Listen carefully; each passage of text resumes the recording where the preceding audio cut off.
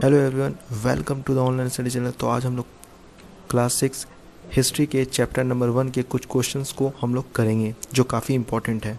अभी तक आप लोगों ने हिस्ट्री के चैप्टर 1 को नहीं पढ़ा है तो ऊपर वाले आई लिंक बटन से पढ़ सकते हैं। तो चलिए चलते हैं पहले क्वेश्चन के साथ। तो यहाँ पर पहला क्वेश्चन ये है कि सुलेमान और किरतार हिल्स जो है ये कहाँ पर लोकेटेड है, कहाँ पर है। तो फर्स्ट का आंसर ये होगा, the Sulaiman and Kirthar hills are located in the modern day Pakistan. यहाँ पर मॉडर्न कर दीजिएगा, मॉडर्न नहीं, मॉडर्न, आधुनिक। मॉडर्न का मतलब होता है आधुनिक। अभी के समय में पाकिस्तान में ये लोकेटेड है सुलेमान और Kirtar hills. Second number question में आपको ये बताना है कि सुलेमान और किरतार हिल्स के जो लोग हैं वो किस तरह के जानवरों को, मवेशी को पालते हैं। तो इसके आंसर होंगे सीप एंड गॉट, भेड़, बकरी, ये सब। And the third question is that where are the Garo Hills located. Garo Hills जो है वो कहाँ पर है। तो इसके जो आंसर होंगे, the Garo Hills are in the north east of India. Bharat के नॉर्थ ईस्ट वाले हिस्से में गारो हिल्स जो है वो पड़ता है। फोर्थ नंबर क्वेश्चन में ट्रिब्यूटरीज के बारे में बताना है। ट्रिब्यूटरीज का मतलब होता है सहायक नदी। आंसर की बात की जाए तो tributaries are smaller rivers that flow into a big river. छोटी मोटी नदियाँ जो बड़े नदी में जाकर मिल जाती है उसे हम बोलते हैं ट्रिब्यूटरी, सहायक नदी। फिफ्थ नंबर क्वेश्चन है, गंगा की सहायक नदी कौन सी है। तो गंगा की सहायक नदी सोन है। सिक्स नंबर क्वेश्चन में आपको ये बताना है, where was Magadh located. Magadh जो है वो कहाँ पर स्थित था। तो मगध जो है वो गंगा के दक्षिण वाले हिस्से में लोकेटेड था, दक्षिण वाले हिस्से में, साउथ वाले हिस्से में लोकेटेड था। तो सेवन नंबर क्वेश्चन में आपको ये बताना है कि why was Magadh famous. Magadh जो है वो फेमस क्यों था। तो इसके आंसर ये होंगे कि Magadh was famous because its rulers were very powerful who established a big kingdom. Magadh जो है वो इसलिए फेमस था, इसलिए प्रचलित था क्योंकि जो रूलर था वो काफ़ी स्ट्रॉन्ग था, काफ़ी ताकतवर था, जिसने इतने बड़े साम्राज्य की स्थापना की। यहाँ पर रूलर्स है, यहाँ पे स्पेलिंग को सही कर लीजिएगा, RULERS। रूलर्स का मतलब होता है शासक। पावरफुल का तो आपको पता ही होगा, शक्तिशाली। एस्टेब्लिश्ड का मतलब वो स्थापित करना। तो 8 number question, what was the job of religious teachers. जो धार्मिक शिक्षक थे उनका क्या काम था। तो रिलीजियस टीचर का काम ये था कि जो भी लोग एक जगह से दूसरी जगह मूव कर रहे हैं उनको वो सलाह देते थे, एडवाइस दिया करते थे, इंस्ट्रक्शन दिया करते थे, दिशा निर्देश दिया करते थे जो भी उनके रास्ते में जो भी लोग मिलते थे। 9th number question, from where does the word India come. तो इसके आंसर होंगे, the word India comes from the Indus. जो शब्द इंडिया जो है ये इंडस से आया है, जैसे संस्कृत में सिंधु कहते हैं, सिंधु सब। नेक्स्ट क्वेश्चन है, what is meant by the manuscript. Manuscript का मतलब होता है जो हाथों के द्वारा लिखा जाता है उसे हम बोलते हैं manuscript. 11 number question, what was used in ancient times to write manuscripts. तो पुराने ज़माने के जो लोग थे वो पाम लीफ, ताड़ के पेड़ के पत्ते के ऊपर लिखा करते थे और पेड़ों के जो छाल होते हैं उनके ऊपर वो लोग लिखा करते थे मैन्यूस्क्रिप्ट को। ओके। 12th नंबर क्वेश्चन में आपको बताना है, व्हाट आर इंस्क्रिप्शंस। इंस्क्रिप्शन किसे कहते हैं। इंस्क्रिप्शन, शिलालेख को जो लिखा जाता था वो हार्ड सरफेस जैसे पत्थर या फिर मेटल के ऊपर लिखा जाता था। Now moving to the next question, why do archaeologist look for bones of animals, birds and fish. तो जितने भी आर्कियोलॉजिस्ट है वे इन सभी चीज़ों को इसलिए खोजते हैं ताकि उनको ये पता चल सके कि पहले के जो लोग हैं वो क्या खाते थे। 14th number question, what are the occupations of the people of the Andaman island. Andaman द्वीप पे जो लोग रहते हैं उनका ऑक्यूपेशन क्या है, उनका पेशा क्या है, यानी कि वो क्या काम करते हैं। तो इसके आंसर होंगे, द पीपल। अंडमान आइलैंड के जो लोग हैं वो मछली पकड़ना, शिकार करना या फिर जंगलों से कई सारे चीज़ों को इकट्ठा करना, उनका उत्पादन करना, यही सब वो काम करते हैं। चलिए अब देखते हैं शॉर्ट आंसर टाइप क्वेश्चंस को भी। फर्स्ट नंबर क्वेश्चन ये है कि what do you know about the earliest people who lived along the banks of river Narmada for several 100,000 years. तो इस क्वेश्चन में आपको ये बताना है कि आज से कई हजारों 100 साल पहले नर्मदा रिवर के पास जो लोग रहा करते थे उनकी स्थिति क्या थी, वो क्या क्या करते थे, इन सभी चीज़ों के बारे में बताना है। तो इसके आंसर ये होंगे कि उनके बारे में, पहले के जो लोग थे वो काफ़ी स्किल्ड थे सारे सामानों को इकट्ठा करने के लिए। जैसे वो भोजन की तलाश में बहुत दूर तक चले जाते थे, सारी चीज़ों को इकट्ठा किया करते थे। उदाहरण के लिए वे लोग रूट्स, फ्रूट्स, ये सभी चीज़ों को इकट्ठा करते थे, जिनके लिए वो फॉरेस्ट जाया करते थे, जंगल वगैरह में जाकर इकट्ठा किया करते थे। और वो काफ़ी स्किल्ड थे, कुशल थे। और साथ ही वो लोग जानवरों का भी शिकार किया करते थे भोजन के लिए। और now moving to the next question, तो यहाँ पर सेकेंड नंबर क्वेश्चन ये है कि people in the earliest times use to travel from one place to another but their journeys were full of dangers, what type of dangers did they face. तो पहले के जो लोग थे वो एक जगह से दूसरी जगह जर्नी किया करते थे, यात्रा किया करते थे, तो उनको यात्रा के दौरान किस तरह के खतरे का किस तरह के खतरों का सामना करना पड़ता था, कौन कौन से वो खतरे फेस किया करते थे, इन सभी के बारे में आपको बताना है। तो इसके आंसर होंगे it is true that people in the earliest times use to travel from this place to that. ये बात सच है कि पहले के जो लोग थे वो एक जगह से दूसरे जगह जाया करते थे, but their journeys were dangerous, लेकिन उनकी यात्रा जो हुआ करती थी वो काफ़ी खतरे से भरी रहती थी। The hills and high mountains including the Himalayas, deserts, rivers and seas created dangers for them. तो पहले के जो लोग थे जब वो ट्रैवल किया करते थे एक जगह से दूसरी जगह, तो उनके बीच में कई सारे प्रॉब्लम्स आते थे, जैसे बड़े बड़े पहाड़, डेजर्ट, रेगिस्तान, नदी, तालाब, ये सारे समस्याएं जो है वो लोग फेस किया करते थे। But they never got afraid of them, लेकिन उसके बावजूद वो लोग डरते नहीं थे।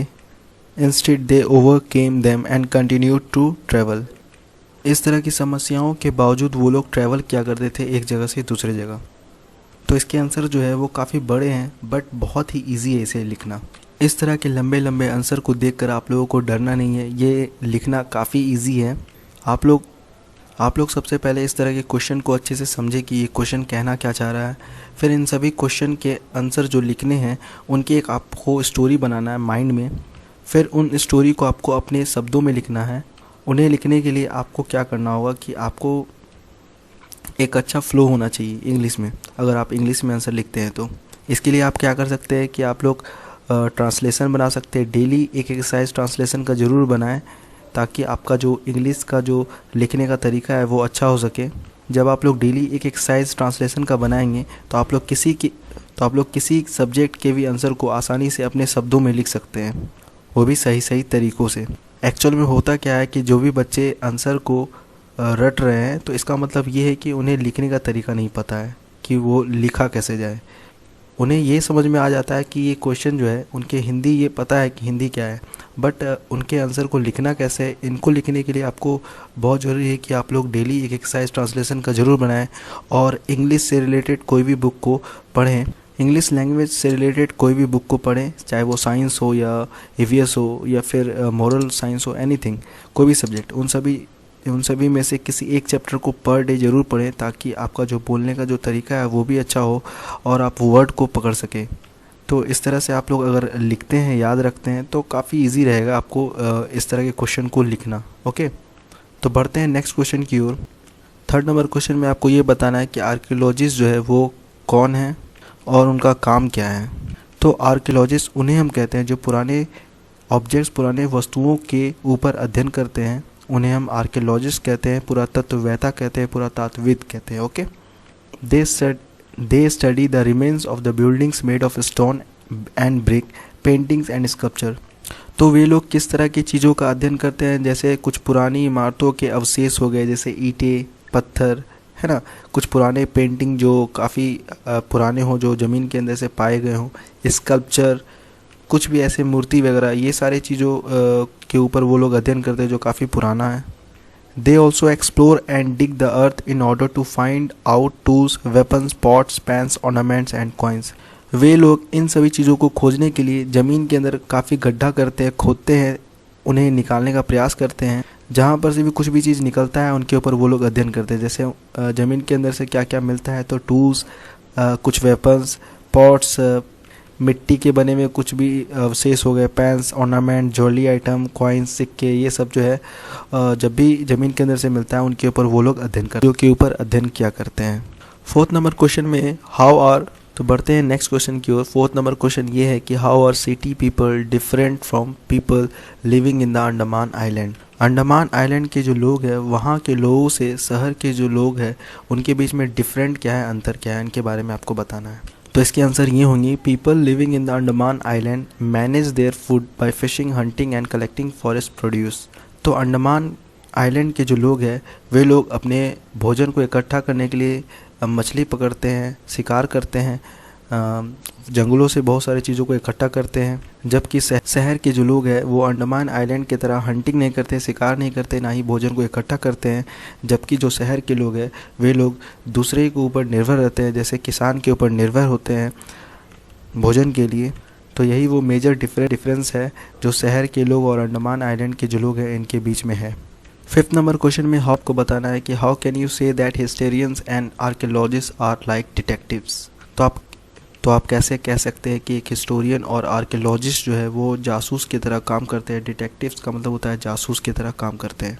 तो इसके आंसर होंगे historians often use the word source to refer to the information found from manuscript, inscription and archaeology.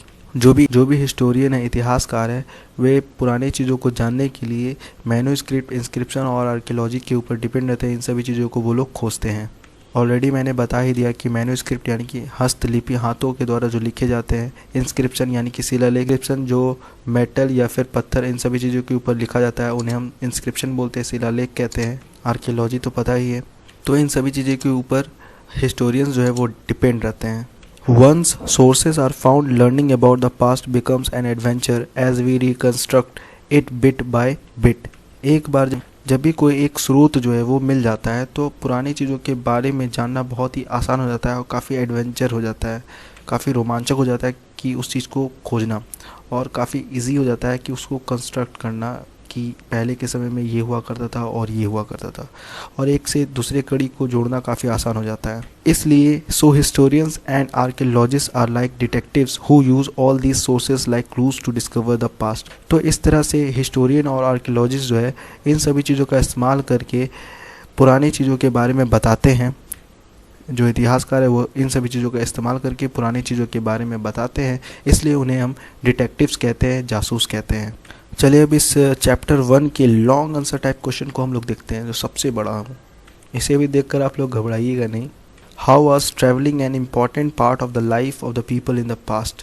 पहले के जो लोग थे उनकी ज़िंदगी का इम्पॉर्टेंट पार्ट ट्रैवल ही क्यों था, यानी कि यात्रा करना जो है उनका इम्पॉर्टेंट पार्ट क्यों था उनकी ज़िंदगी का। People in the past were very fond of travelling from one place to another. पहले के जो लोग थे वो ये जानने के लिए ट्रैवल किया करते थे कि उस जगह पर क्या होगा, और नए नए जगहों पर वो लोग जाया करते थे। Although the hills and high mountains like the Himalayas, desert, rivers and seas posed great problems, people kept on travelling. और जब वो यात्रा करते थे तो उनके सामने कई सारी मुसीबतें जो है आ खड़ी होती थी, जैसे पर्वत, बड़े बड़े पर्वत, रेगिस्तान, तालाब, समुद्र, ये सब जो है समस्या उनके सामने आ जाती थी। They moved in search of livelihood. वे लोग एक जगह से दूसरी जगह अपने जीवन यापन को चलाने के लिए मूव किया करते थे। तो पहले के जो लोग थे वो एक जगह से दूसरी जगह जाते भी इसलिए थे, जैसे अगर बाढ़ आ गया हो या फिर सुखाड़ आ गया हो या फिर कोई भी तरह का आपदा हो, नेचुरल डिज़ास्टर हो, भूकंप हो, इन सभी के वजह से भी वे लोग एक जगह से दूसरी जगह चल जाया करते थे। Sometimes man marched in armies and conquered other lands. कभी कभी क्या होता था कि कुछ लोगों का जो समूह था एक सेना बनाकर दूसरे के लैंड को हथिया लिया करते थे। मर्चेंट्स ट्रैवल विद कारावांस और शिप्स। मर्चेंट्स यानी कि व्यापारी जो हुआ करते थे, बिजनेसमैन जो हुआ करते थे, वो कारावांस और शिप्स का सहारा लिया करते थे एक जगह से दूसरी जगह जाने के लिए। They carried valuable goods from place to place.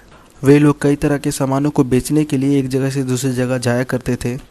There were religious teachers who used to walk from village to village, town to town.